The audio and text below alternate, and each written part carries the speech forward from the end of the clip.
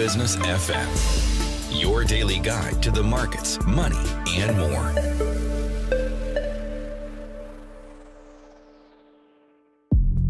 This is the Morning Drive. With tensions around the Strait of Hormuz putting global trade routes under scrutiny, Gulf businesses are looking at new ways to keep goods moving from the UAE Oman cargo corridors, and also Fujairah as an important trade route. Supply chain resilience is becoming more important than ever. Joining us to talk this through is Dr. Fabienne Shadid, Assistant Professor in Operations Management and Logistics at Heriot-Watt University in Dubai. Dr. Fabienne, good to have you on the program. Thank you, Tim, for having me this morning. You're very welcome. Can we start with sort of the big picture? Are we witnessing a permanent change in direction, a pivot, as they call it, in how goods enter and exit the Gulf? Or is it just a temporary kind of tactical adjustment? Which are we looking at the moment?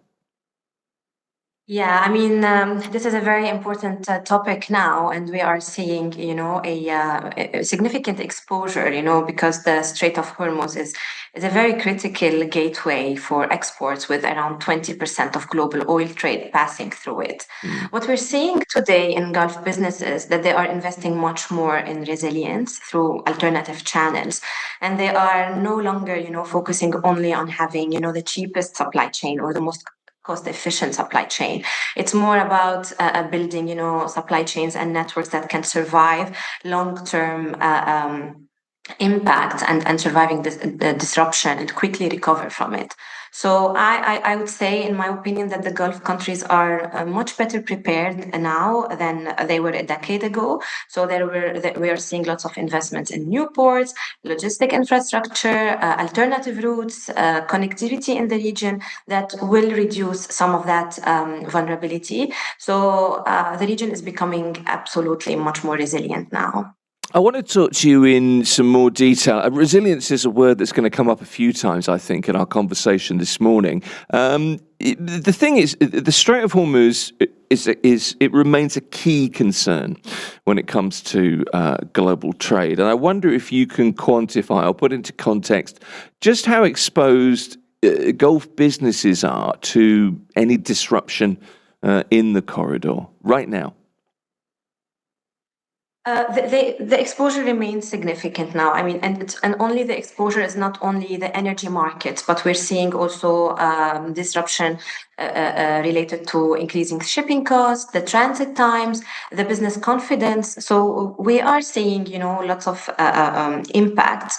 However, as I mentioned to you, the region is no longer entirely dependent on a single route. So we are seeing some changes, as you said, a transition to, a resilience as a strategic priority. We are also seeing, those alternative routes moving from being only, emergency solution, short-term solutions, to becoming more strategic assets, permanent assets for businesses and the region in general. The headline has been all about diversification of routes of late. We've heard a great deal about the UAE Oman, the new Sharjah Oman cargo route. That's cut transit times from 3 months to just over a month. The strategic rise of Fujairah as a bypass as well. Do you think this signals a long-term shift in how goods move around the region? I believe it does. I believe businesses are recognizing that relying on a single route will create more and more risks. The Sharjah-Oman corridor demonstrates, how the alternative route can reduce transit times, can increase flexibility, and reduce the impact of that risk. So I think that even when tensions ease, the companies are likely to continue diversifying their routes because, resilience is becoming more and more critical. So from a regional perspective, I think these developments are going to strengthen the economy integration across the GCC and will reinforce the UAE position as a logistic hub, as, a hub here for, transport and import and export. So investment in those ports and a multimodal network and this infrastructure will create a more connected supply chain, especially in this region and particularly the UAE. Let's take the business viewpoint. Do you think that businesses are becoming maybe more willing to prioritize resilience over efficiency, even if it means higher operating costs? Yeah. I think this is one of the biggest shifts we're seeing now in supply chain management. Resilience 20 years ago was just a buzzword, but now companies are really investing and prioritizing it, even if it means that this is going to be extra cost for them. We're seeing, that they are trying to balance the efficiency with resilience, having extra inventory, diversifying suppliers, having more redundant suppliers, using multiple transport routes. So even if this may cost more in the short term, but it will definitely reduce the risk of major disruptions in the long term. So they are recognizing now that resilience is not only, long-term, planning, but it is more a proactive approach before the disruption happening. So we are seeing that businesses are moving from what we used to call, in supply chain management, just in time, to what we are now seeing, which is just in case thinking. Yeah. So yeah. No, I can understand that. It seems as though resilience, and you made the point well there, it was a buzzword until very recently. It was, we're resilient. We're able to cope without any explanation or quantification, I suppose. But now it seems to be that, resilience is it has a position on a balance sheet, it seems now. Yeah. The most successful businesses now are not choosing resilience instead of efficiency, but they are designing supply chains that can balance both. They can achieve both. So the goal is to be efficient under normal operations, but also remaining resilient and flexible enough to adapt when a disruption occurs. Okay, so the conflict has meant that we've had to find new routes, new ways to keep trade corridors open. From an operations management perspective, what's the hidden cost of these new, more resilient routes? Are businesses paying a permanent premium for the security that they offer? I would say, companies are investing more just by diversifying their supply base and, going into relying heavily on additional countries, on additional suppliers. They are developing, a multi-model or multi-country sourcing strategy. So there is, of course, an investment cost to that. Some companies are also maybe considering nearshoring or friendshoring, so changing their strategy completely and sourcing from more politically stable locations or geographically closer locations. So this has, of course, some investment costs. It has also some hidden costs, a cost of having that relationship from scratch from with their supplier. So the question, I think, is not about who is the cheapest supplier now, but they're looking for who is the most reliable supplier in the region. So it is definitely a greater emphasis on regional partnerships, on maybe more suppliers, plan A, B, and C.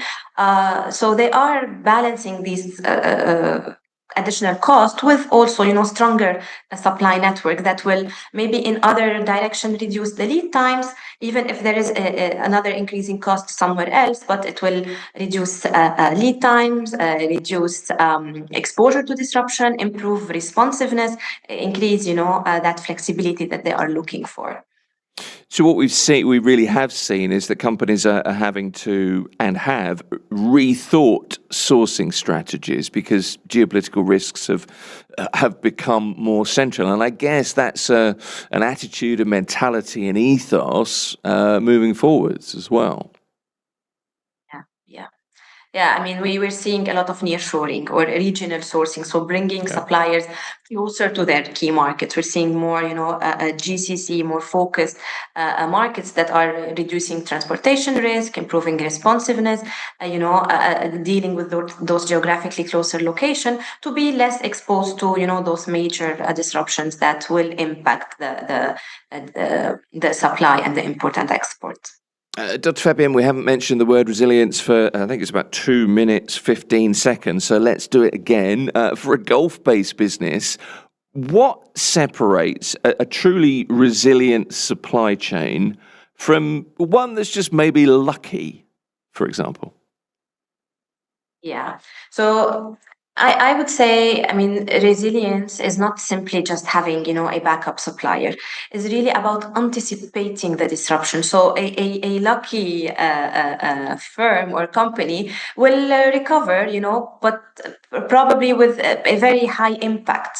Okay, so resilient supply chains or resilient companies will have the ability to anticipate the disruption, adapt quickly, and recover with minimal impact. So this will require visibility across the supply chain, diversifying suppliers, having digital technologies, and a culture of being resilient. So it's about really anticipating, adapting, and responding. So that anticipation aspect has to be there. Okay, for somebody listening to this thinking, look, I'm just I'm an SME. I don't have the resources that the bigger multinationals have. What are ways, practical ways of building resilience, and also, I guess, how should companies be stress testing their logistics moving forward? Yeah, I mean, in my view, SMEs often, believe that resilience is expensive and they are really, hesitant into, investing into it. But many effective actions are relatively low cost. They can diversify suppliers, maybe improve demand forecasting through, different tools, build stronger relationship with, logistic partners, the biggest one, maintain emergency plan, as I mentioned, using digital tools to improve visibility. So it's not really for SMEs about having the biggest budget to invest in resilience, but it's about, being prepared and having that, overall view of that anticipation, adapting and recovering quickly. What role could ports play across the UAE and I guess the GCC in terms of strengthening regional supply chains?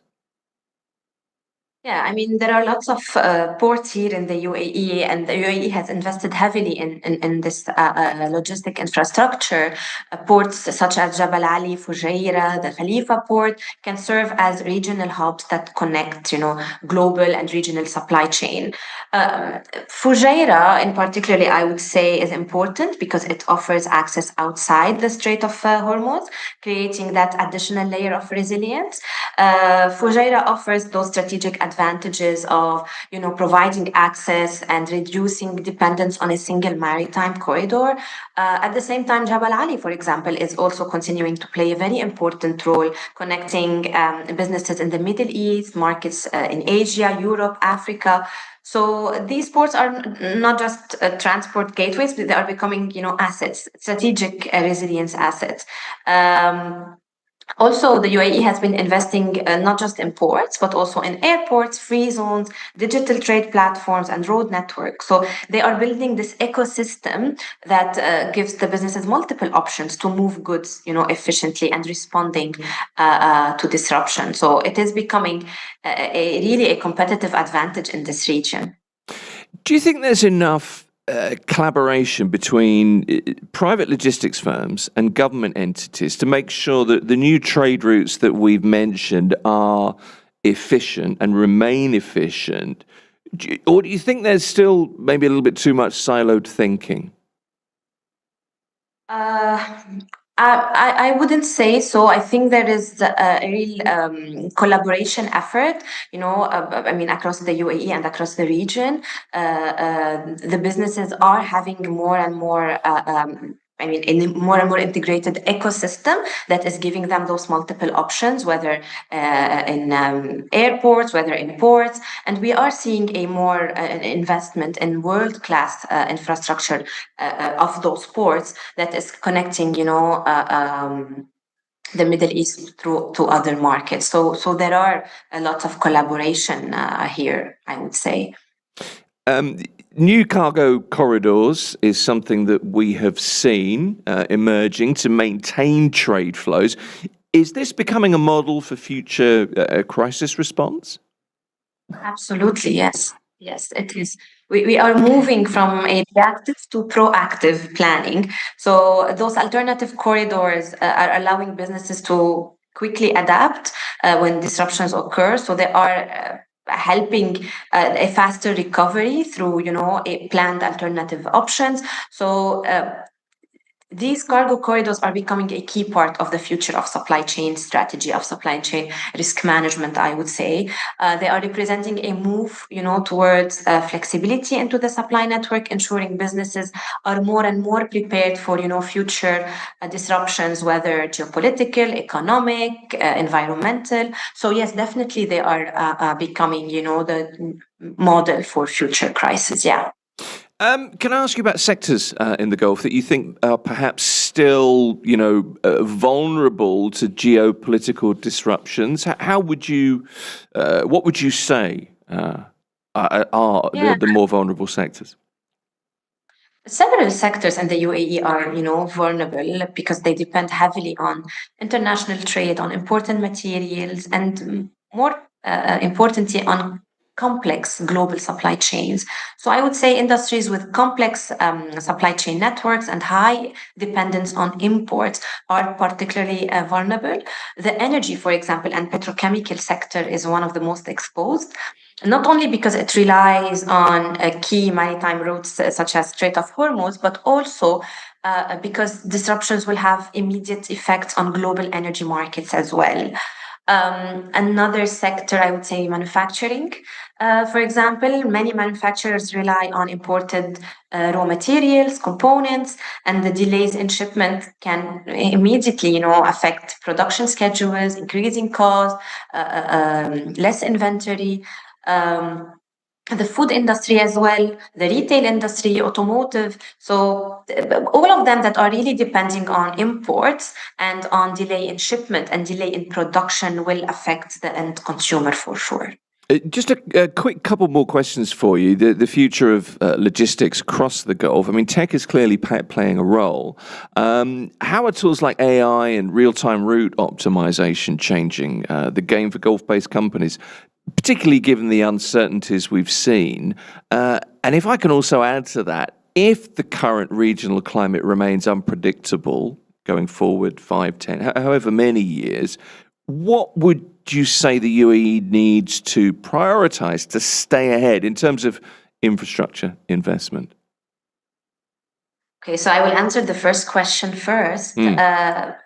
Recent development in AI tool, newer softwares are really now becoming increasing. We're seeing an increase in this shift, especially in the UAE, and I believe businesses are using those more and more nowadays because it is about really being prepared. So it's not about having the biggest budget, but really knowing which tools to use and being prepared for them. So there are lots of investment in that area, and I believe that and you also said that disruptions and all those uncertainty and high impact disruption are accelerating innovation, and they are accelerating the investment in those tools and softwares. So the Gulf is already making remarkable agility and flexibility through investment in AI, in technology, in tools and new methodologies to improve and continuing their effort to emerge as a region that is resilient and strategically connected to the different trade hubs. So I would say that for sure, investment in infrastructure and technology, and also, looking at disruptions as an opportunity for transformation, and not only just responding to that change, but helping to shape, future the future of global trade, or the future of supply chain resilience. Dr. Fabienne Shadid is Assistant Professor in Operations Management and Logistics at Heriot-Watt University in Dubai. First time on the program, Dr. Fabienne, but I really appreciate it. Thank you, and I'm hoping you'll join us again soon. Thank you so much, Tim. Much appreciated. This full interview will be posted on our Mira Business FM LinkedIn page later today as well.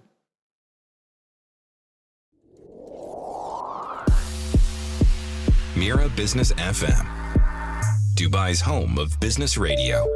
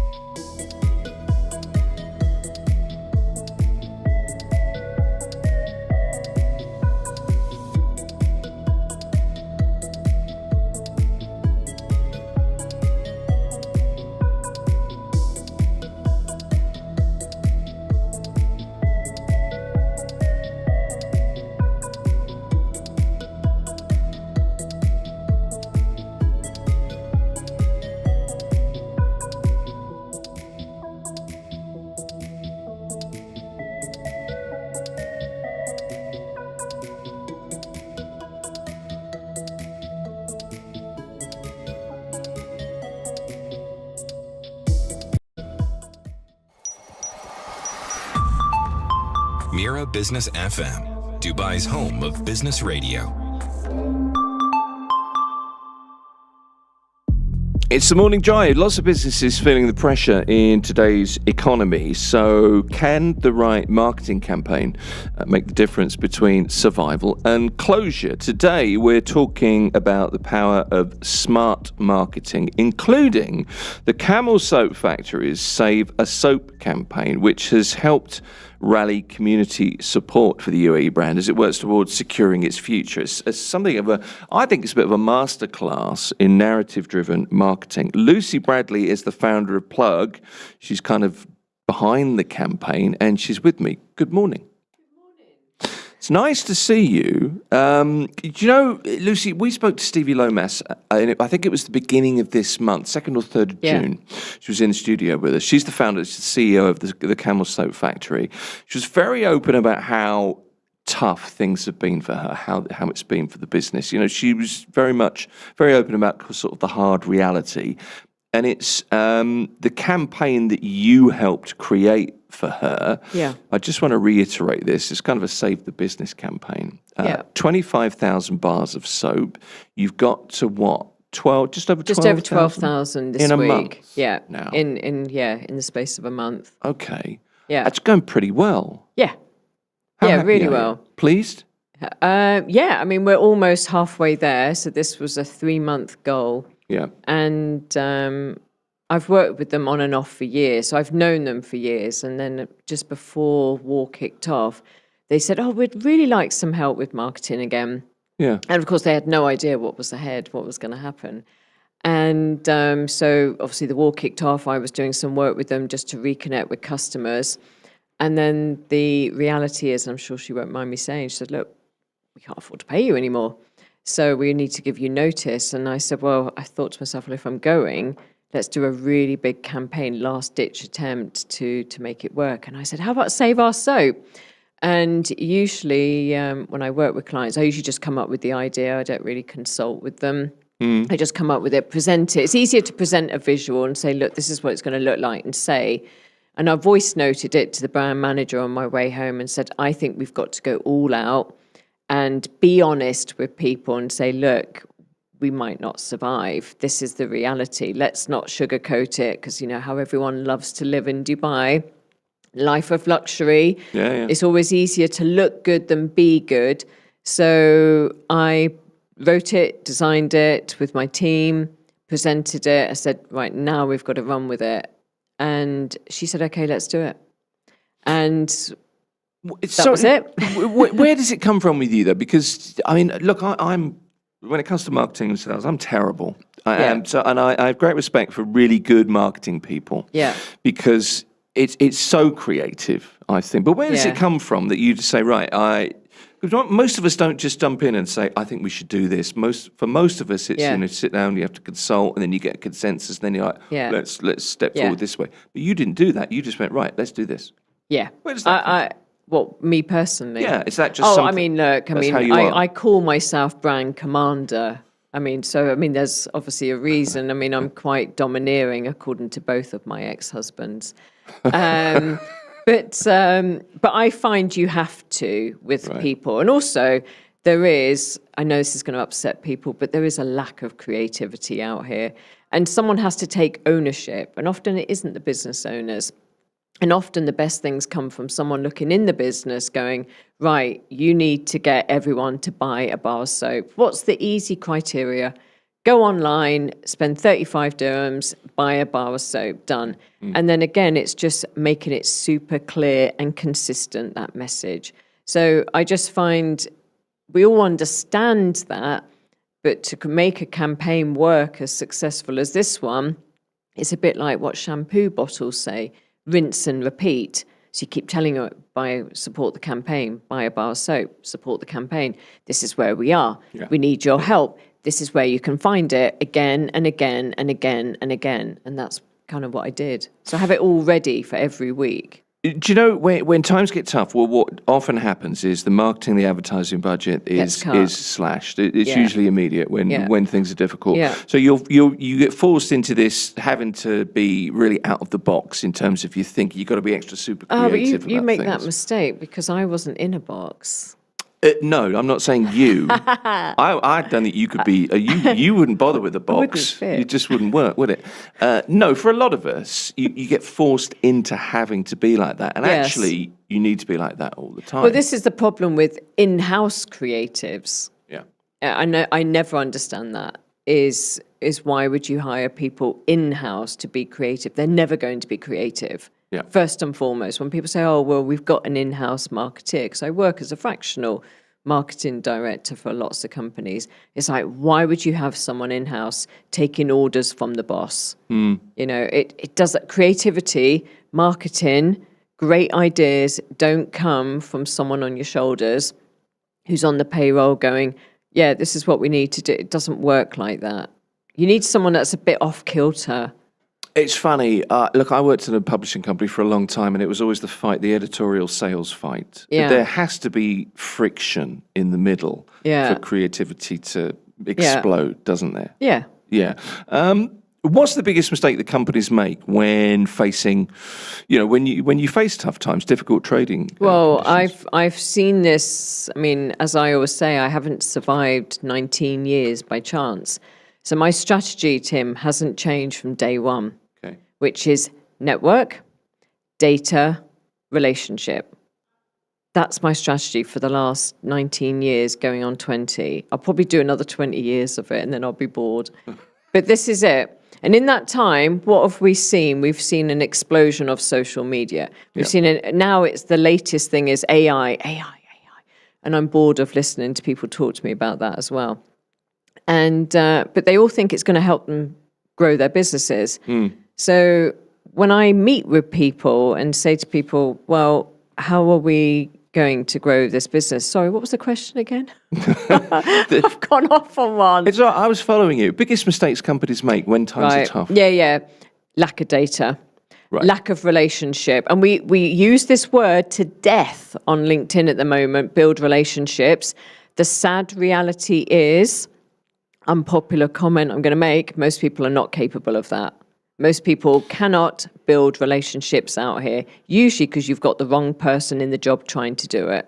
It's often the case, and LinkedIn is guilty of this, I think, that it's very easy to send somebody a connection request. Yeah, and then do nothing with it. Well, exactly. Yeah. But the problem is going back to the question, I'll get there eventually, is lack of data. Yep. Lack of data in terms of audience. So I teach marketing and I always say you've got your past customers, you've got your current customers, and you've got your future customers, your prospects.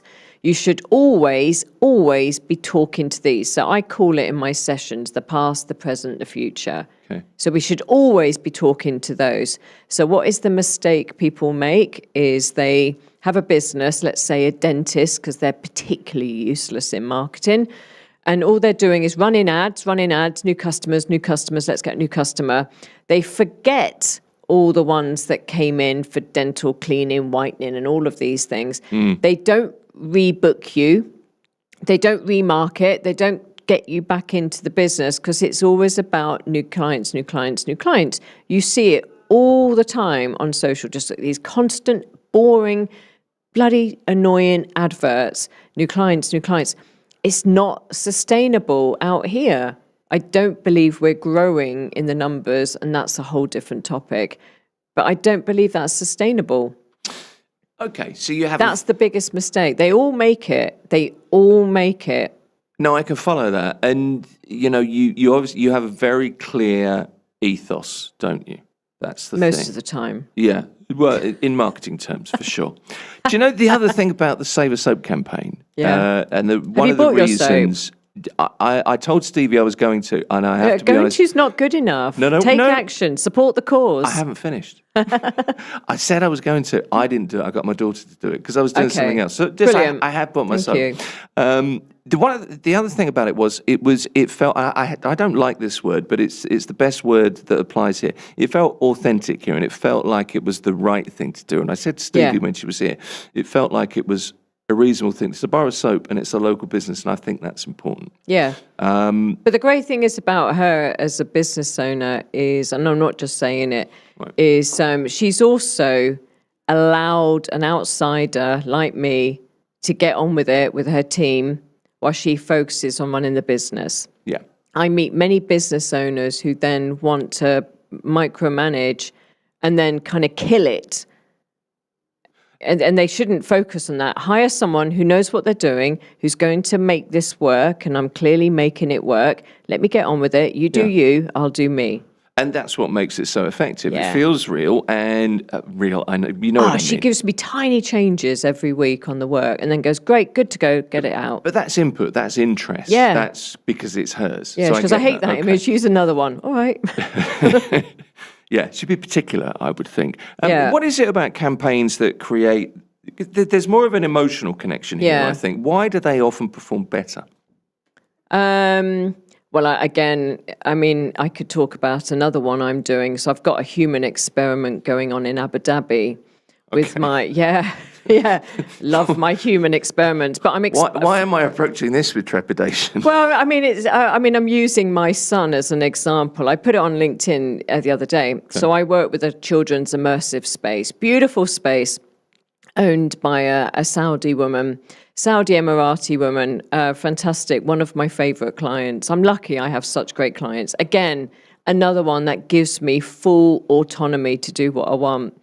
Anyway, we're in a quiet mall in Abu Dhabi. We're on the second floor, and we need to get people that we see on the ground floor to the top. And I said, yep, I know how we're going to solve this problem. We are going to custom design a flyer with a kid on it. My kid is going to approach people with the mall's permission, approach people with ideal customers. So spot the customer, go for the customer. Okay. All you have to do is there's the directive. So make it clear every step of the way. I said to my son, make it clear. Here's the flyer. There's the space. It's called Titter Totter. That's all we need to do. So 2.5 hours, I timed it. Off you go on your own, 13-year-old boy. And people started walking in. So we obviously track everything. So 22 walk-ins with eligible customers that could be our customer. They've got kids that age, and 14 paying customers in 2.5 hours. That's a pretty decent return. Tell me how you're going to get that wasting your time on social media. I can't. So tell me another way. If anyone can tell me another way to get literally, and I have photographs of it, a queue full of paying customers carrying this flyer, which had my son on it. This is my name. His name is Rafe. I work upstairs on Saturday. Please come with your children and we will give you 15% off. And they came. It worked. And again, this is the thing. If you want people to do something, spend or whatever, join, work with you, whatever, you make it really easy and clear. This is what you need to do. This is how I solve your problem. Meaningful connections you're creating. But we meet. But now I've started going every Saturday to go and help out because I just love talking to people. I hadn't noticed. Yeah, but I love it. And then people are like, who's that boy? And I go, it's my son. And they go, is this your business? I went, no, but I'm pretending it is. But the owner is also not too proud. Is that something... to go leafleting herself. No, fair. No, I mean, and I tell her, I said, this is what we need to do. You set a good example. So on Sundays when I'm not there, she sends me a message with a picture and she goes, right, I'm doing my bit. So I do the Saturday, she does the Sunday, and my son does the afternoon. Do you think a good marketing attitude then is somebody that pretends the marketing they're doing is for their business? You should always treat it like your own business. Treat it like your own baby. Oh, yeah, it's the best thing you can do is hire some... Well, I say the true test is would someone be willing to give up their afternoon, their evening, their day? And this is Abu Dhabi. I have to get to Abu Dhabi. Yeah. Ask yourself when you're going to hire people, would they treat this like it was their own? And I do. I spend a lot of time thinking how to solve these problems. marketing, getting customers, keeping in business, staying in business at the moment is a problem we have to solve.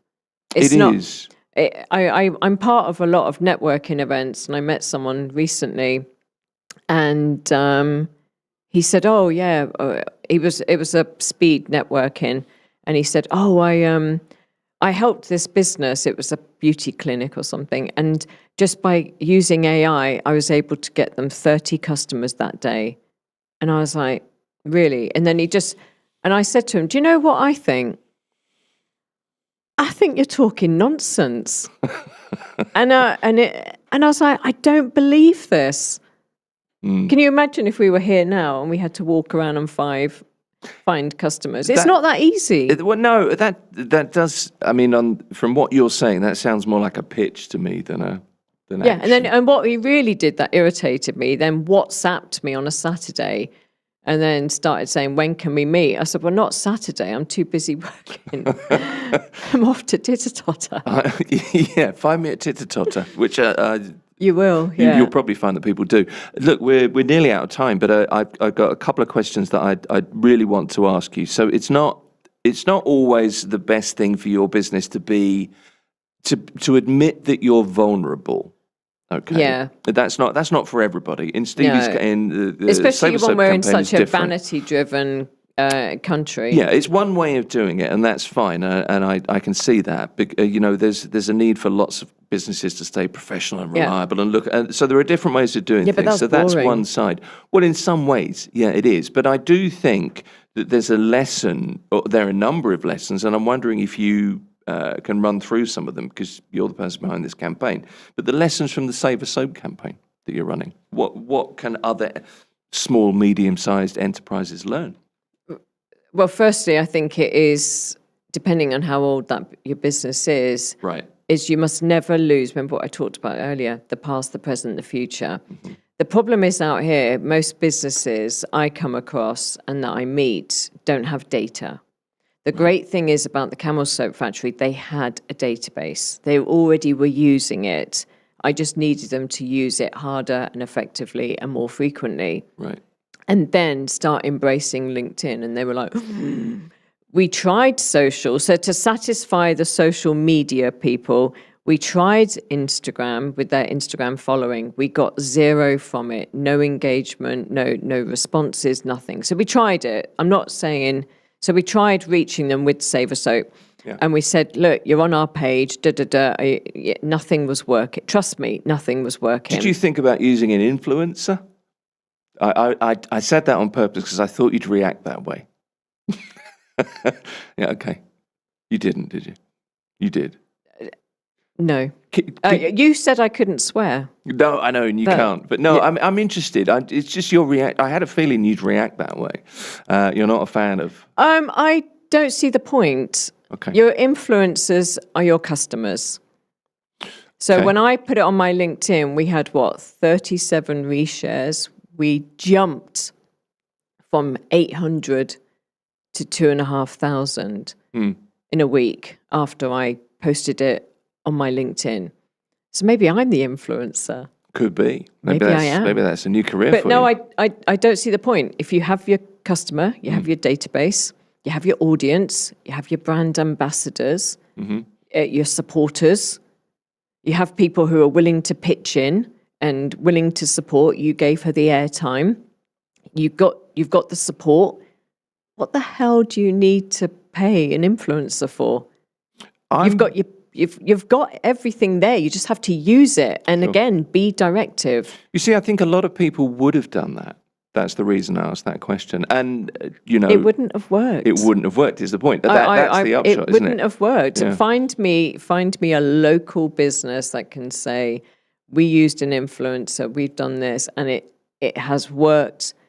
I don't think any of them would have sold 12,500 soaps in a month. In less than a month as well. In less than a month. Yeah. To us, it just seemed like an interesting story. Yeah. That's the most interesting I mean, we will about get to their target for sure. No, I think you will. I think we'll be talking to Stevie and you probably at the end next of it. week. Yeah. The way it's going. I Oh yeah, that's the goal, right? So you'll invite us back as soon as we hit it. But yeah, there's always a reason. There's madness and I don't know going on. Look, that's all the time we've got. Unfortunately, marketing is not about growth. Sometimes it's about survival. Lucy Bradley, brand commander at Plug.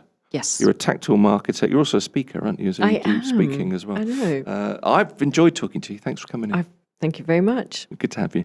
Like and subscribe. This is Mira Business FM. Mira Business FM. The sound of success.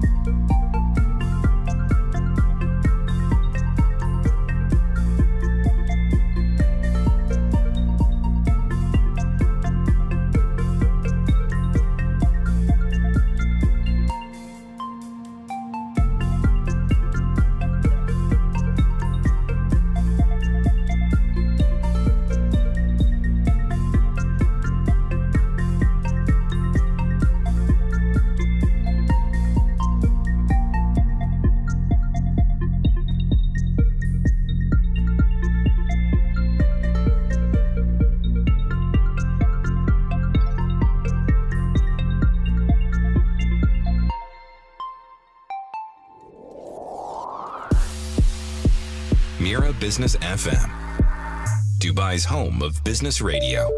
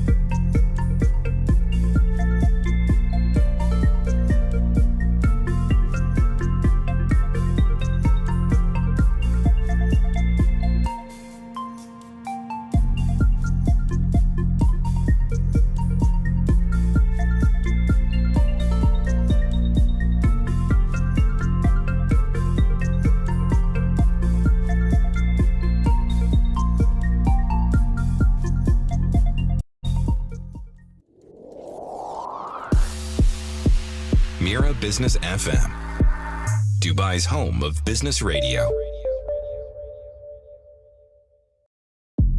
It's the morning drive. The UAE private sector kicked off 2026 with a solid 2.5% growth in its workforce, characterized notably by a rise in high-skilled talent. That's data from the Ministry of Human Resources and Emiratization, MOHRE, as they are known. So with regional uncertainty and changing business conditions, can the hiring momentum continue through the rest of the year? Sonam Haider is a global mobility strategist. Making sure I get my words out. She's the founder at Aethra Advisory with me. Good to meet you. Good to meet you, Tim.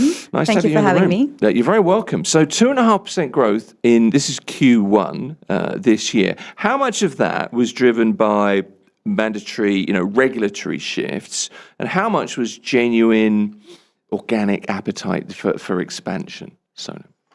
I think just to take a step back, I know your listeners are probably well acquainted with the landscape, the geopolitical scenario that's going on across board. I think a lot of it is driven by a mix of both. There's regulatory component, obviously, with how the government and policies are built around every jurisdiction. And then there's a mix of what happens, the environment part, as we call it in psychology. Right. How two things mix up, and then that's the product, what you see. Gotcha. Not trying to complicate it, but I think that would have a good segue into the questions you'll be asking me today. Okay. What does 2.5% then say about Q1? What does it mean? What does it tell us about business confidence at the moment? Well, it says that things are looking good. Right. And I think they continue to look good. I can give you a lot of examples, but given the fact that 2.5% in Q1, and there might have been a gradual, I don't want to say delay, but there's been a bit of apprehension within the companies when they're hiring, Sure. especially with what went down since Feb. But the momentum has already picked up, and that's when we say business confidence has gained traction back again. And we're seeing that on a steady uprise. I mean, to be honest with you, it's nice to have a positive story at the moment, and that's kind of what you're putting forward. We're not at the end of Q2 at the moment, but what about expectations for Q2 in hiring terms? Because that's going to be a real, I figure that's more of a litmus test than Q1. Yes. I think there's this one word I hate using the most, the delay, right? Yeah.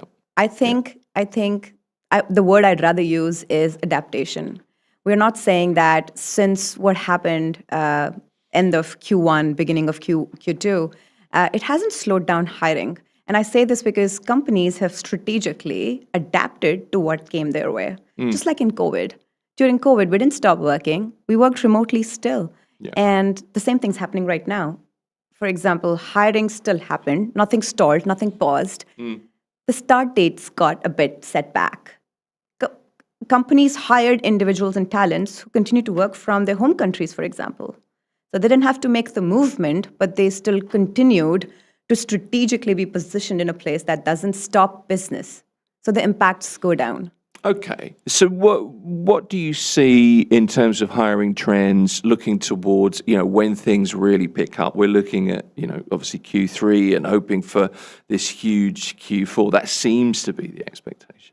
Yeah, that is the expectation. Yeah, and we're seeing that a lot. If you're following very closely, there has been a lot of projects in the pipeline, talking about government projects that are coming in, real estate. I was at an event yesterday. It's called the Power Breakfast by Business today in Middle East. And they spoke positively about the projects that are coming in and how the markets haven't shifted whatsoever. Even when there was a downtime, there's been no differentiator in pricing, and the sellers kept their momentum. I'm sure you speak to a lot of real estate guests as well, but that was promising. And the fact that the rulers here are adept to how they want to keep this momentum going, the projects, the investments, the need for skilled workers, I think that's on the rise. And Q3 and Q4 are definitely going to be seeing some of the more prominent jobs that are going to be in high demand. There's been a trend, hasn't there, towards highly skilled workers joining this market. Do you think that is a reflection of companies moving up the value chain, or is it a response to the UAE's increasingly kind of visa mobility frameworks? What is it that's? I think I'm going to say this. It's a mix of both. Yeah. Well, I mean, it might be. It is true. Because what's happening is, as you can see, even during COVID, I like to draw example from that because it's not that different, because there was a shift in how people work, given two different phenomenons, but the outcome was sort of similar. Sure. And the reason why I say it is because there are some companies who are smart when it comes to hiring. They hire when there's abundant talent in the market. For example, when many companies announced layoffs, and these are the companies who are hiring these talents that are readily available in the market because they're smart in their hiring, and they are the companies that will scale in the near future. And that's the trend I've been seeing. I myself, when I was working with Amazon, I was hired during the peak COVID time when Uber was laying off their employees. It's a buy the dip mentality, isn't it? Yes. Yeah. Okay. Yes. So you don't really see that employers have delayed recruitment plans greatly. Is that a reasonable statement to make? Yes. Okay. They've just become smart in their hiring. Okay. They're a bit more strategic. Do you think companies are moving ahead now with hiring that was maybe put on hold earlier? Because there was definitely a lot of kind of sitting on hands. Yes. I mean, and that's natural. We didn't know what was going on really. But are companies starting to move ahead? Do you think? Absolutely. Right. We're seeing a lot of shift, and there's been a lot of demand. I've been speaking to a lot of founders who are in this space, and they're looking to aggressively expand, and UAE being one of those places where they want to set up headquarters. Yeah, so there's a lot of shift in that, and need for talent that's going to be coming in. There's a real belief in that kind of bounce back ability. We use that word a lot. I love that phrase, but it kind of explains what Dubai does. You've seen the billboards, the Dubai It things. We're It's expecting fascinating. the response. Yeah. I know. But I mean, being positive about something is far better than being negative. So it does make some sense. Which sectors are expected to create the most jobs in the second half of this year as we head towards, this bounce back, do you think? Okay, I think it's going to be, I think we all know this. It's in the tech space. Yeah. There's a deep technical specialist need in the market. And I want to tie this back to how AI is also a competition for job market in a way. Yeah. But I just want to pull like a stat here. Very recently, there was an article that spoke about how World Economic Forum has said that by 2030, 80% of the company will be able to scale in a way that is going to use AI like to its fullest level. And that's just 4 years away. How are they going to do that? There's a need for talent who can actually run AI, Yes. to put it very simply, right? Yeah. So I think that's where the demand is. Cloud architects, your software development engineers, which has always been the case, but that's where the most demand is coming in.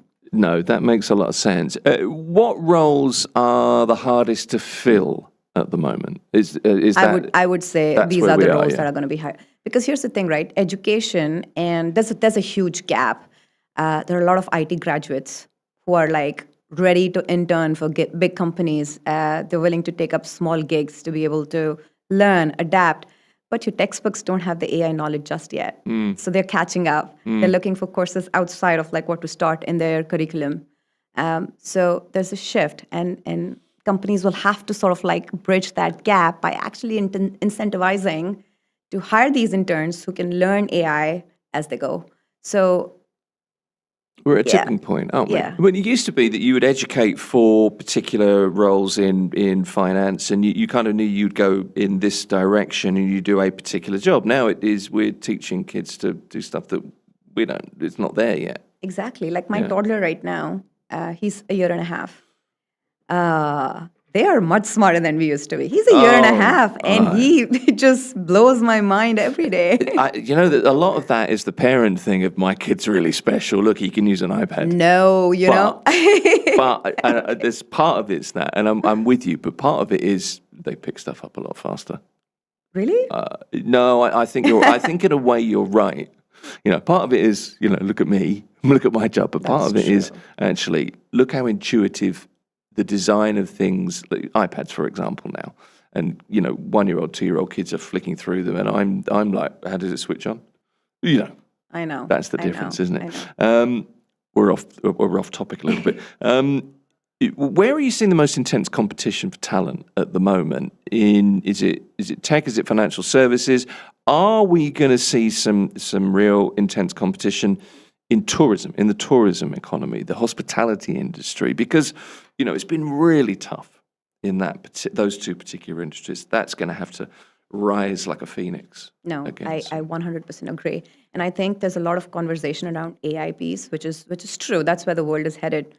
But I think we are far from actually just surviving alone on the AI and technology. Right. And I've been a preacher of this. I've spoken about this a lot. Like my brand stands for advisory that is very human and grounded in nature. People uproot their lives and move from one place to the other, right? And if there's no empathy in supporting that transition, which is life-changing for a lot of people, yes, there's paperwork, yes, there's regulations, policies, you do what you got to do.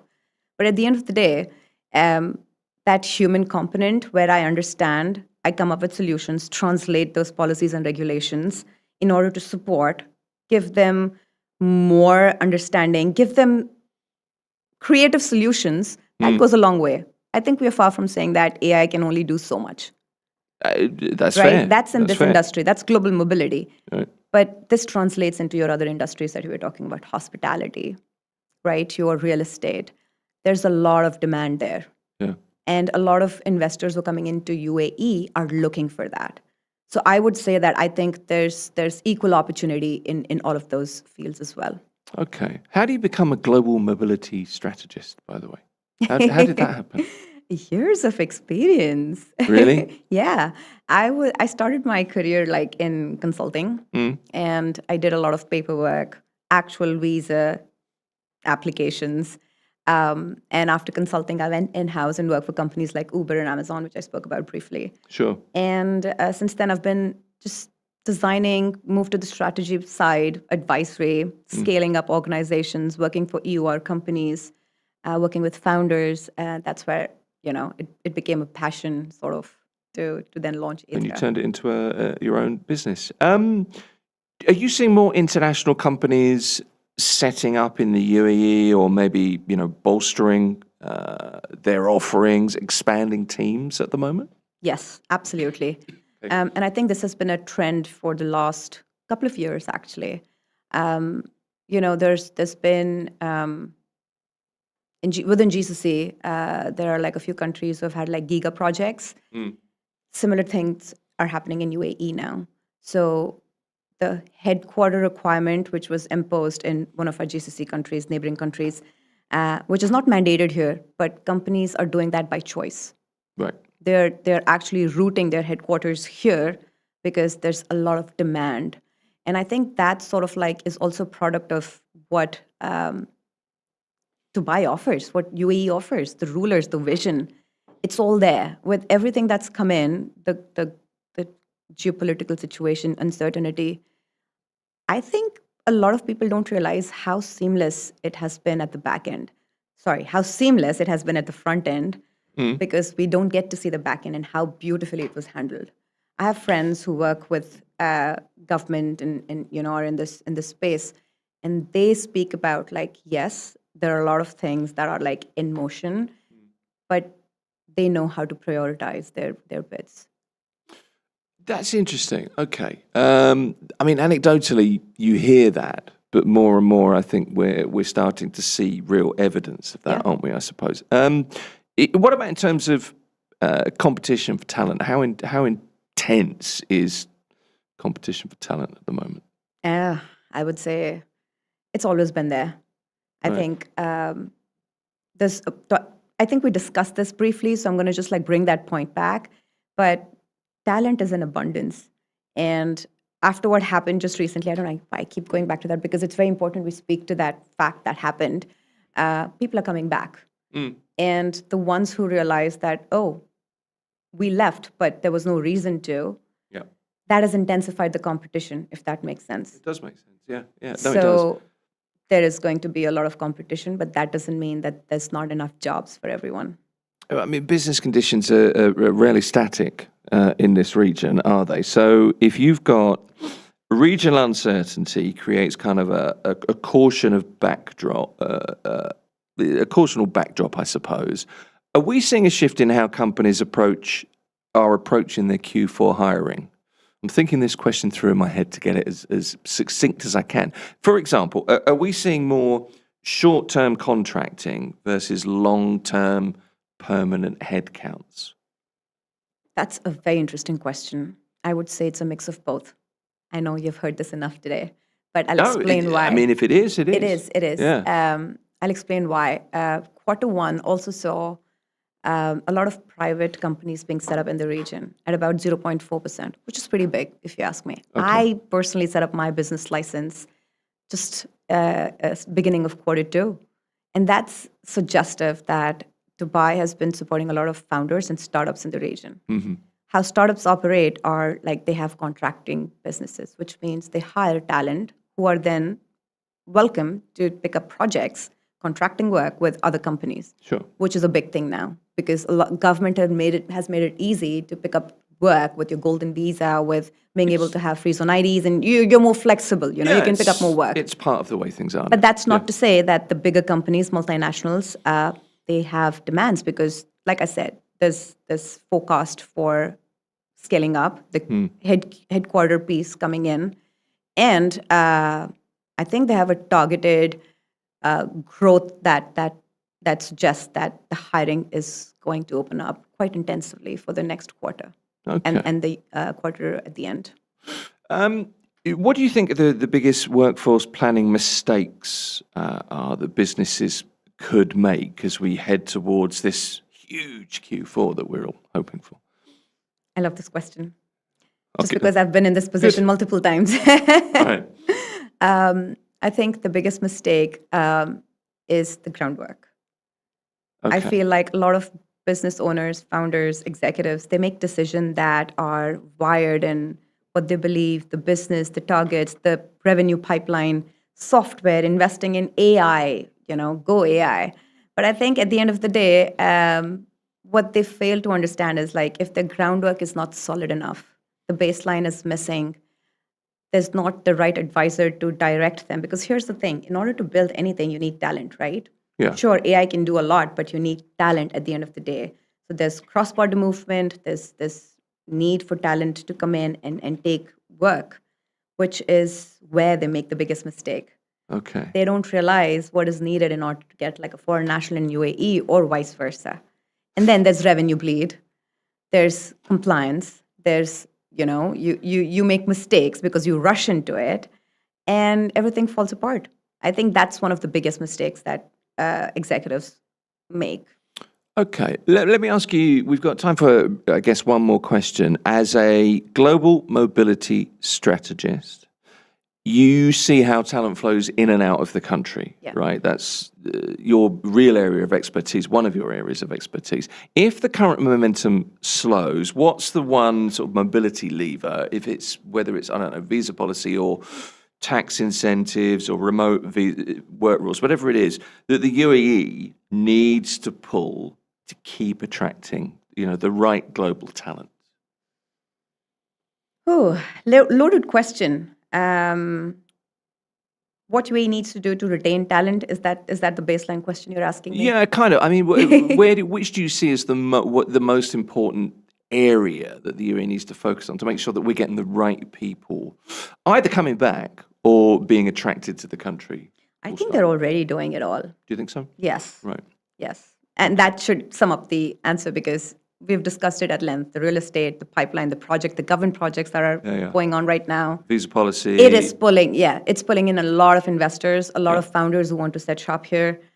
So I think it's already here. We don't have to go out. Talent is being attracted. Okay. That's what I'm seeing. Interesting. We've talked about a lot of stuff this morning. There's loads more stuff I'd like to ask you. I've got to be honest, I have a number of different questions and notes, but we're out of time, unfortunately, so you'll have to come back. Sonam Haidar is a global mobility strategist, the founder at Aethra. Thank you for coming in. Thank you for having me. It's been good to talk to you. This is Mira Business FM. Don't forget, if you're a podcast listener, head to wherever you get your podcasts and look for Mira Business FM. Mira Business FM, where business comes to talk.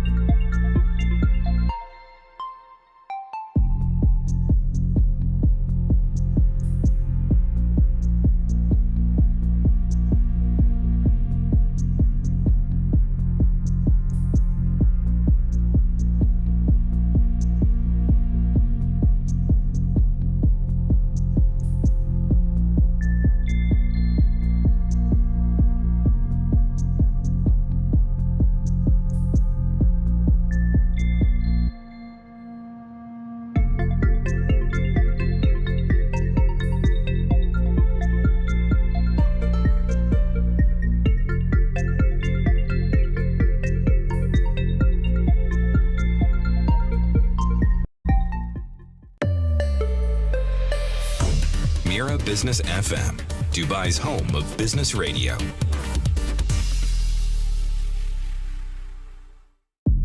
Personal finance on the morning drive. It's owning a car this time. James Thomas is a UAE licensed independent financial consultant, and he is back. Nice to see you. And you, good morning. It's a perfect topic for you, this. It is. Isn't it? I know. I've Cars always and what they cost. And I know. Split, not loyalties, but, when you asked me to come on the show, whenever it was, 6-8 months ago. Nearly 9 months ago. Nearly 9 months ago. Yeah. We could have had we couldn't have had a child, but you could have had a child. You know where I'm going with that. Absolutely. Yeah. But yes, when you said, would you like to have a little segment on the show? It was like, is he going to ask me to do cars or finance? Oh, split loyalties. And I went for finance, and you were like, darn. The sensible one. So this is both, but Yes. you love your cars, I and do. you know a great deal about cars, and you follow Formula One and all of that stuff. The thing is this, right? Cars tend to be a drain on finances, so it works quite well as a segment. And I've got some Yes. examples for you. In Dubai, it's a necessity for lots of residents because the city's very spread out. There's limited public transport in some areas, so it's Definitely very much getting a car. better, but yes, it's It's a very much a car. cult. We're in a car city, aren't we?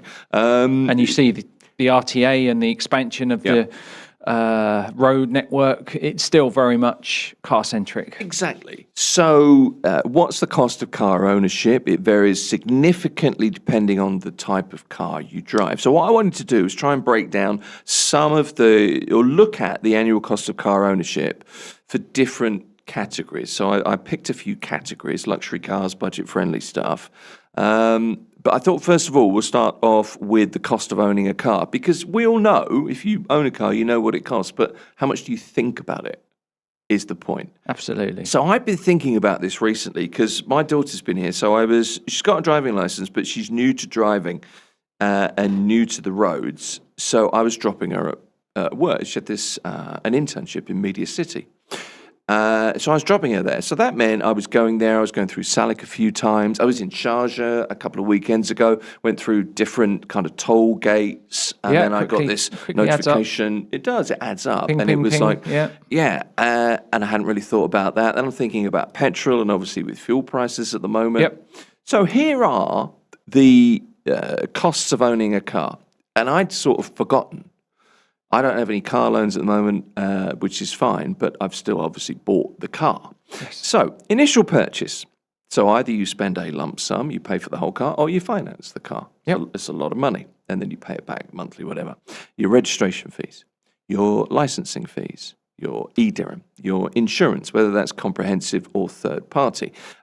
You're thinking about fuel and fuel efficiency when you're driving a car, or some people are, but you still have to. Yeah, no, just on that, fill your car up, absolutely. There was one know? of the local newspapers had an article exactly that: people downsizing, using more fuel efficient cars, even switching to metro if, where and when I they did could, that. because suddenly, since the situation has developed in the region, fuel prices have gone up 30%. That's right. That's right. Suddenly, that's a There were lot more. queues at petrol stations at the end of the month. End of the Last month, yes, because they knew, because obviously it's published what the new rates are going to be. Exactly. I would hope that the prices have been reasonably consistent this month, so I don't think we will have that. We might, if we're lucky, even have a small drop. But yeah, it's suddenly when you're, especially with a larger car, isn't it got a 100-litre tank? Suddenly it goes up 30, 40, 50, 60 dirhams. I used to have a car with a 169-litre tank. There you go. I think it was 2 tanks, but I mean, But either way, when that you would went have to been fill painful. that, yeah. At the moment. No, but you're right. And so you've got initial purchase financing, registrations, licensing fees, fuel efficiency, insurance, maintenance and or repairs, who knows, Salik, toll fees. You've got potentially parking fees. Depending on how you drive, you may have fines. Hopefully that one's optional, but nonetheless. But it's, it it's is there. part of It the is cost. part of the cost, yeah. Right, so those are the things, several factors to consider. So I thought, I'll let you do this and run through this because you're much better at figures than I am, but I wanted to break it down in terms of vehicle registration and insurance and look in a little bit more detail. So let's run through those. Initial registration, just under 400 dirhams. Yep. It's like 380 dirhams, is that right? Yes. Yeah, okay. And there's a other fees on top. So you're looking at 400 dirhams. Right. Yeah. Okay. So that's which includes the vehicle inspection. Yes. Insurance really depends. Obviously, it's mandatory. You can get third party. Premiums start something like, you may get deals, but they're usually 750. I haven't seen any less than dirhams and up. 750, yes. No. And then it's obviously dependent upon the car. Interestingly, a colleague of mine has been looking at electric cars, Okay. and he has seen some wild variations in premiums. Really? On the same model, but just different specifications between, I think it was ranging from 1,500 to 6,000 dirhams for seemingly the same car, but they do a single or a twin motor model. Right. Okay. And that additional performance really pushes it up the categories, how it's assessed by the insurance company. Yeah, and the premium for the insurance was way higher, way higher than even I had considered it would be. So again, well worth just doing a few quotes, ringing a few insurance companies. Oh, that's definitely true. I mean, looking at this before today, buying. I've learned that looking at Yes. this today, 'cause, insurance can vary wildly. I mean, I guess And two obviously your motors, age more as well. speeds, potential for Yes. incident, whatever. Yep. Age, the other side. Comprehensive insurance, broadly speaking, 1,500 and up. Really depends Yep. on the vehicle, the model, the make, Yes. etc. Fuel prices, they've been up. Low compared to global standards, a lot of people would say, but it still makes a dent. It does. I mean, we're probably 50-60% lower than the UK and Europe. But when you've been used to 3 dirhams or less, 250 a dirham, and it's suddenly now best part of 4 dirhams a litre, and you're clocking up, as you do, you think you live in quite a small place, but as you've just described, you can very easily rack up 300, 400, 500 kilometres in a week without too much difficulty, and suddenly that's a couple of tanks of petrol. The other side is, with the road network the way it is, the roads pretty good, let's Yes. face it. You maybe tend to drive a little bit more Yes. because you can. Yes, I mean, you just said you've got to take your daughter to the airport shortly. Yeah. From here to the airport is a round trip getting on for 100 kilometres. But it will only take you 70 maybe, but I'm rounding up. Yeah. But we won't even think twice. And yet to do 60 miles in the UK, that could be a couple of hours. Could be a couple of days. Oh, yes. Okay. But as you say, you can very easily accumulate a lot of miles and therefore a lot of cost to do that. Maintenance and repairs is the next one. So routine maintenance costs. I mean, it's very hard, but ballpark figure could be 250, 300 dirhams, could be a couple of thousand dirhams every 6 months. Depends on the vehicle, the service provider. If it's an oil change, who knows? It's one of those, how long's a piece of string? But those figures are very reasonable. They're in the ballpark. I think. One big service a year, so your spark plugs, your filters, your oil, fluids. Yeah, a set of tyres, maybe every couple of years. Well, that's the other thing. Actually, that's a good point. And if you've got low profile, wide tyres, they can easily be in the thousands per tyre. Yeah. Suddenly the costs really can ratchet up. Okay, so routine maintenance, major services as well. Tolls. Yeah.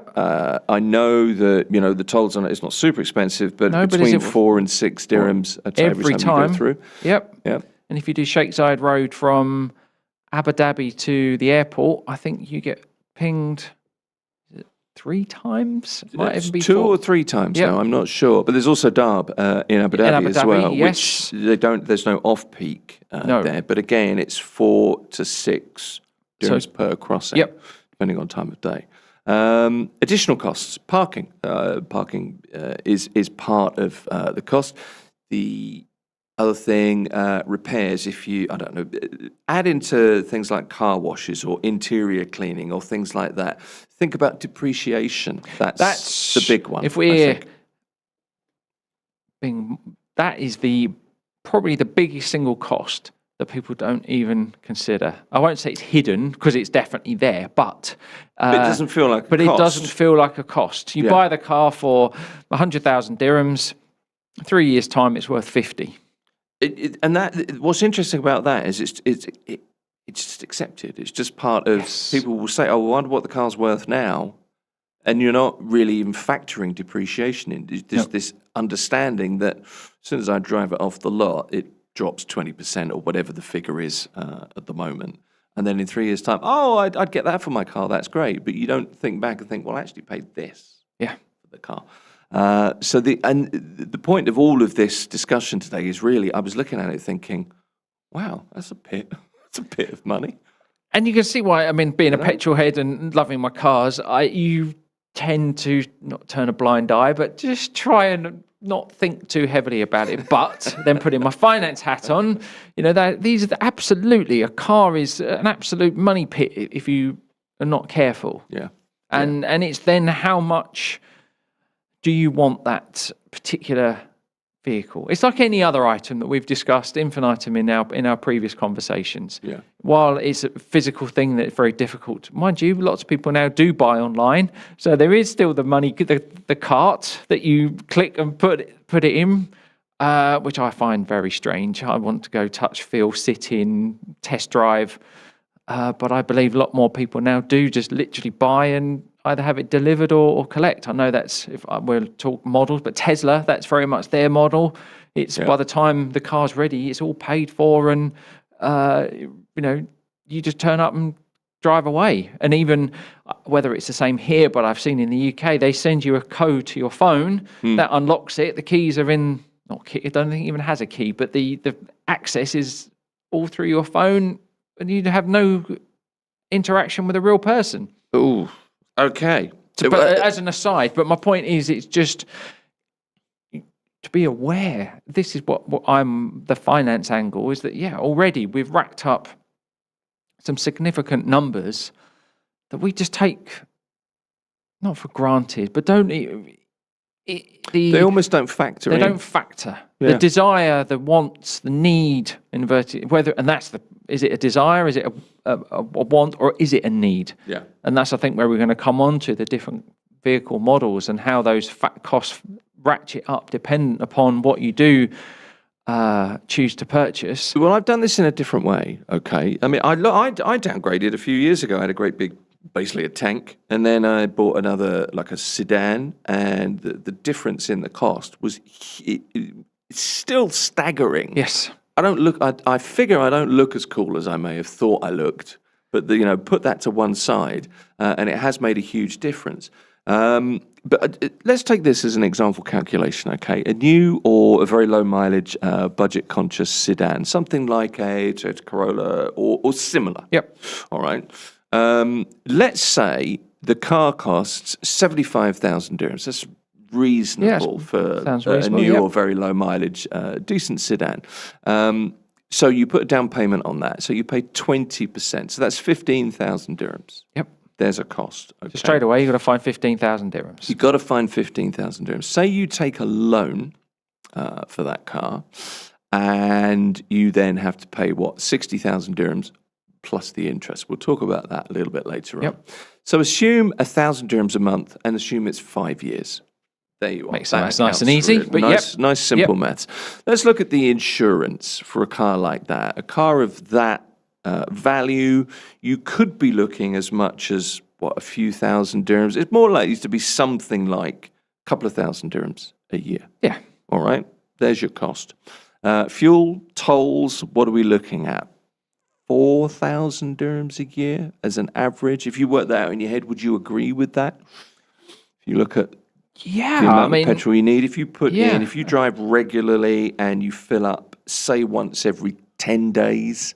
Yeah, I don't think any of these numbers are around 600 a month. Yep. Could be even higher than that. It could be higher.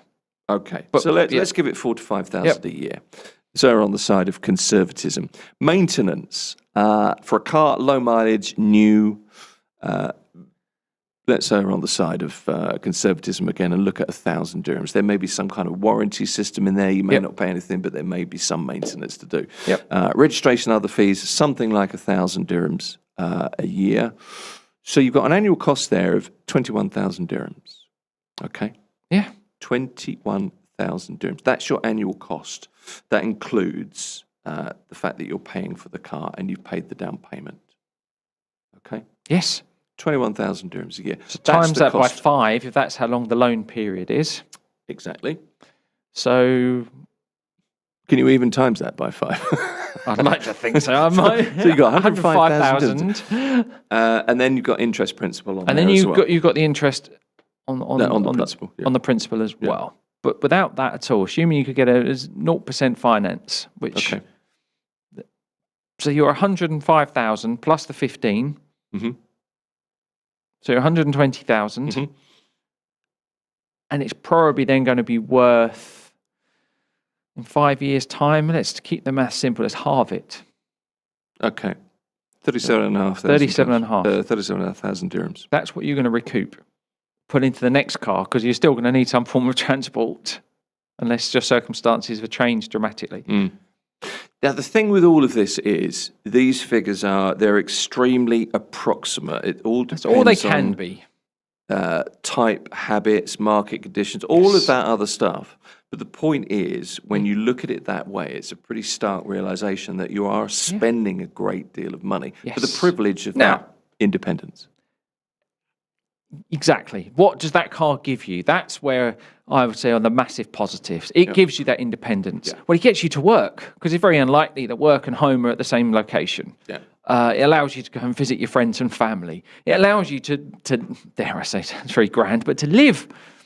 You're not stuck unless you can.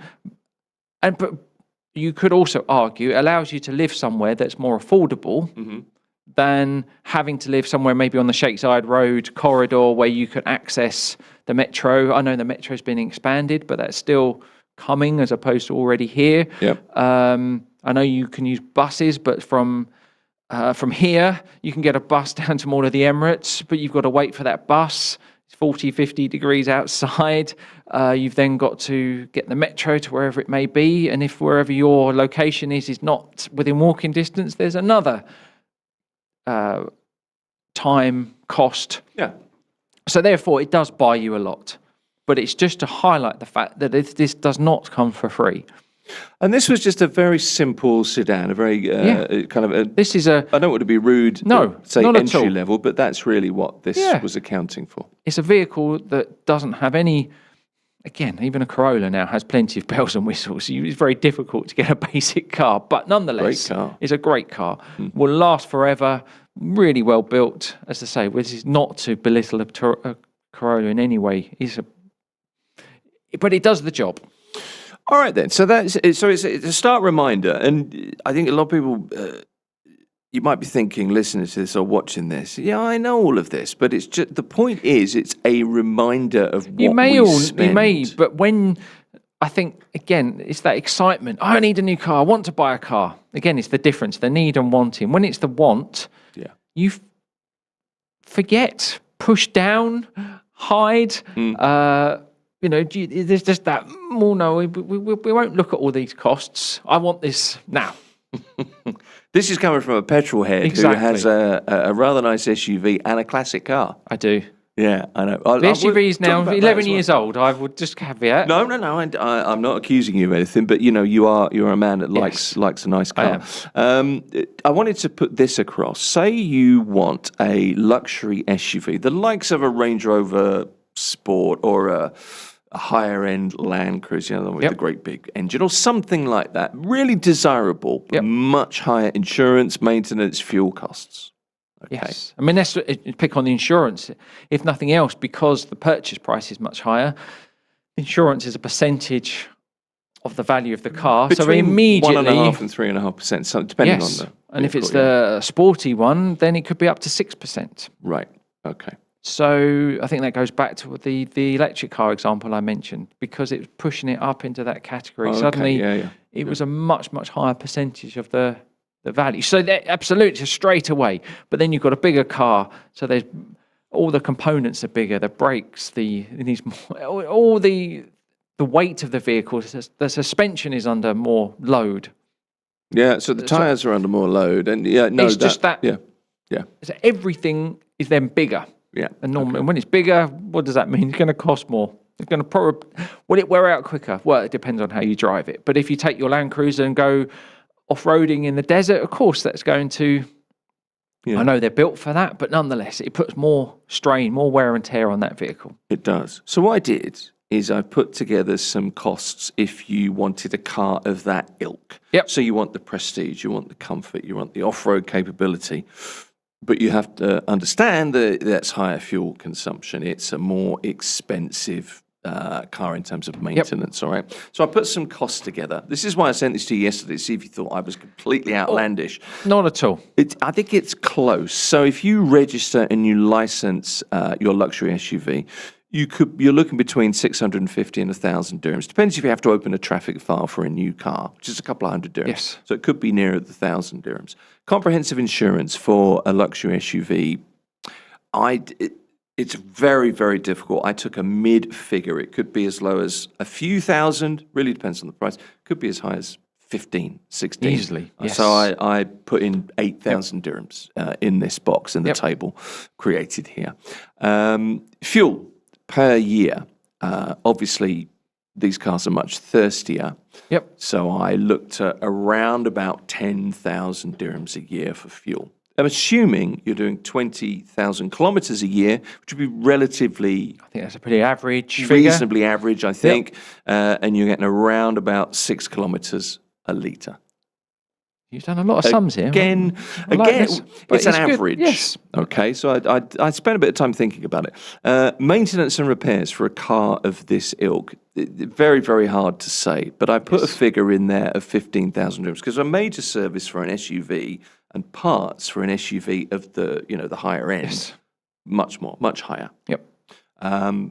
Salic tolls. I had no idea what to put in here, so I put a couple of thousand dirhams. I'm assuming you're driving to work or living or working in Abu Dhabi or whatever for this. I also put in parking here at 6,000 dirhams because I'm looking at this as a prestigious work vehicle, and you need to park at the office. Anyway, you could lower that figure, but it still comes to around 42,000 dirhams a year. Almost double the figure of the sedan. That's the point, almost double. And it doesn't factor in buying the car. Nope. That's not even part of this equation. That's just the annual cost. That's the running. So it's twice the cost. Yeah. And I would say that's pretty conservative, knowing people some of it's conservative, some of it's on the higher side, the parking and everything else. But the maintenance, repairs, the insurance, they could easily be more than the figure. And again, they could be lower. They could. But why I'm just so... And knowing people in the industry and seeing when these cars come in for service, I mean, you need a set of brake pads, discs rather. Suddenly, you're in the many thousands of dirhams if you're not careful. Yeah. And all right, that won't be every service, but they will be more frequently because it's got a lot more mass to stop. So again, it's when you stop and do this, again, it's a really interesting exercise. How much do you want that vehicle? That's the question, isn't it? It's going to do ultimately the same job. It's going to get you from A to B, give you your access to work, to your lifestyle that you wish to lead. Yeah. That sounds very... Yeah. But that's what we're talking about here. We're talking about affordability. And it's affordability. That's when it really bites. If you look at that number, that's no problem. Then, like I always say, great. But if that's a squeeze and then you're having to sacrifice, for example, putting some money aside for your future, then I would start to question whether it is sensible or not. Then it might be a false economy. Yes. Okay. Why are you doing this? But it's a reminder, isn't it, that if you look at that's double the cost of your simple sedan. Yes. I mean, there are lots of ways of doing things cheaper and buying a second-hand vehicle and having third-party insurance, and you can bring down the cost. But when you outline the actual costs and you sit and do what you do when you sit and make your financial plan, precisely. It's that blank piece of paper. It's that blank piece of paper, and you start totting these things up, and suddenly you realise, again, you get this nice shiny new vehicle, and it looks amazing because the garage has clean, polished it and hoovered it and valeted it, and it looks brilliant. You see that, I want that. Yeah. And he says, she says, here's the finance deal. Just put down your 10-15%. It's going to cost you this much a month. The excitement builds. It does. But then it's 50,000 dirhams near as can be every year for the pleasure, and that's not, as you say, not including the repayment on the loan that you've then taken out. Yeah. So you could easily double that figure with a loan repayment as well. Think of it on a monthly basis. You look at that, what was that figure? 42,000. Yep. So that's 3,500, 4,000 dirhams a month. It's in that area. That might not be much to some people, but if I haven't factored in the fact that you've got to buy the car, put that on a monthly basis in there in terms of a loan plus the interest, that could be another 4,000, 5,000, 6,000 dirhams a month. So you will immediately looking potentially at 10,000 dirhams a month. That's a lot of money. It is. And when you look at it that way, and then you look ahead that you have a 5-year loan, that's it's just the stark kind of reality of that. That was all. Just thought it was an interesting argument. I did it for a number of different cars, and I think the SUV is kind of the top end. Yes. It's not the top end, but it's the top end certainly in this instance, and it makes a point. I wanted to ask you very quickly. We've got to finish, but classic car ownership. Yes. Maybe this is actually something we should come back to at another We point. can do, but It classic could be car an ownership, interesting I thing would to do. argue, it's for most people, it's none of the things we've talked about. It's because you have a passion It's a for a very particular different- brand. yeah. It's probably going to be your weekend toy. You might use it at high days and good, nice days, maybe to work in the winter. Yeah. You're not going to be, it's not the car that you rely upon for your main form of transport. But it is obviously as well. There's the other side to that is maybe an investment. It could be an piece. investment, much There's like people say potential about there. watches, they say about other nice things. Don't look at it as an investment. Classic cars have done amazingly well over the past 15, 20 years. Yeah. Is that going to continue? Who knows? You see and we really haven't got time, but cars like the Jaguar E-Type are actually now starting to fall in value because the people who wanted them have got them Yeah. and are now okay. getting to age. Much your dad with his Morgan. Oh, he's got his Morgan, yeah. But they're looking to sell. Yeah. Because they don't want these anymore. They've had their enjoyment from. Can't get in and out Oh, of it. there you go. I didn't want to say that. But it's the same with the E-Type and the older models like that Yeah, are it's actually true. starting, and it's the 80s and 90s, the hot hatchbacks, the saloons, the fast saloons, the early M3s, BMWs, that sort of thing that are absolutely flying in value because that's what people had on their walls as a child. Have you noticed how all of a sudden your eyes... Exactly, I'm lit up. Listen to me. Yeah. There's been a change. It's noticeable. That's all the time we've got, unfortunately. James We can come Thomas back to that. is a UAE licensed independent financial consultant. Not lecturing about money, just a bit more careful than most of us. Absolutely. Maybe. Good Enjoyed to see you. that. Thank you. Thank you. Wherever you find us, like and subscribe. This is Mira Business FM.